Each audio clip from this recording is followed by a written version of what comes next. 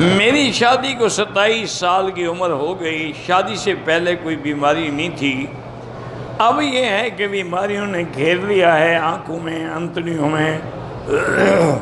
گندم اور جو وغیرہ کی چیزیں کھانے کی پابندی ہے۔ میری بیٹی یہ بیماری کوئی شادی کی وجہ سے تو نہیں ہے نا، اگر شادی سے ہوتی تو پہلے سال ہو جاتی نا۔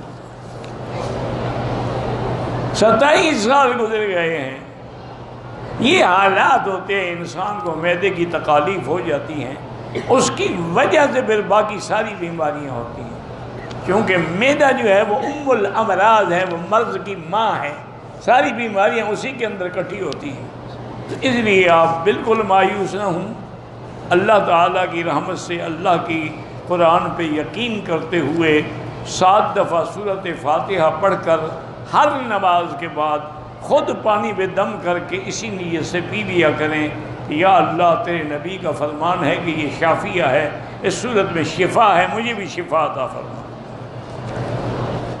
ہمارے پاس عورتیں جو ہیں ان عورتوں کے پاس نہیں جاتی جن کا حمل گر گیا ہو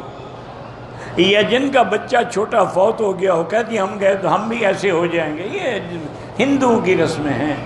اب آپ کی مرضی ہے ہندو بنے یا مسلمان بنے، یہ ساری ہندوؤں کی رسمیں ہیں کہ چاند گرہن میں عورت نہ جائے باہر ورنہ حمل گر جائے گا،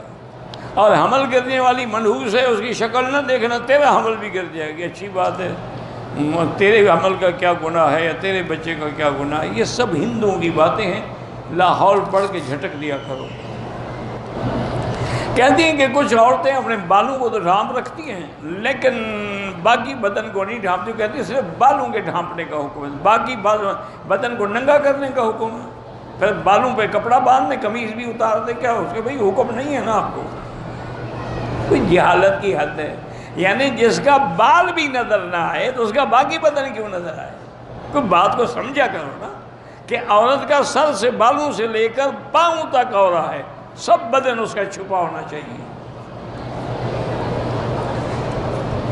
فقہاء نے تو اتنا لکھا ہے کہ اگر ولادت دیکھیں، ولادت کا کتنا نازک وقت ہوتا ہے، وہ کہتے ہیں کہ لیڈی ڈاکٹر سے ولادت ہو اور وہ بھی عورت کا اتنا کپڑا ہٹائے جتنا ضرورت ہو،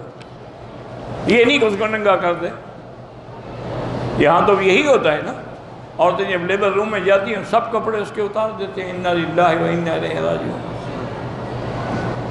میری بیٹی ہے فری، پتہ نہیں فرزین کیا، 9 سال کی ہے، 3ری جماعت میں پڑھتی ہے، اس کی یاد نہیں رہتا، تو اس کے لیے یہی ہے کہ یا قوی یا متین، یا قوی یا متین کی ایک تسبیح پڑھ کے دم کیا کرو۔ کہتے ہیں کہ حضرت ابراہیم علیہ السلام نے جو جنت سے مینڈا بھیجا گیا تھا حضرت اسماعیل کے بدلے میں، وَهَدَيْنَاهُ بِذِبْحٍ عَظِيمٍ، تو اس کا گوشت کس نے کھایا تھا؟ میں نے نہیں کھایا، کم سے کم میں تو آپ کو اپنی بات بتا سکتا ہوں نا، جس نے کھایا اس کو پکڑو۔ اللہ کے بندے جب قرآن میں نہیں ہے تو ہم کہاں سے ڈھونڈ کے لے آئیں کہ کس نے کھایا؟ ویسے یاد رکھو کہ مینا کی تو یہ خصوصیت ہے کہ آپ جو کنکریاں مارتے ہیں نا، جو قبول ہو جائیں وہ خود بخود اٹھ جاتی ہیں، تو اللہ کے نزدیک وہ بھی اٹھ گیا ہوگا، کھانے کی ضرورت ہی نہیں ہے۔ اسی طرح مینا کی خصوصیت ہے کہ مینا میں 30 لاکھ آدمی ہوتا ہے، لاکھوں بکرے ذبح ہوتے ہیں، کبھی آپ نے چیل اڑتی ہوئی دیکھی ہے؟ کبھی آپ کے کھانے میں مکھی پڑی ہے؟ تو اللہ نے ان کی قربانی بھی قبول فرما لی، اب کس نے کھایا نہیں کھایا اللہ جانے، اللہ کی مخلوق ہے۔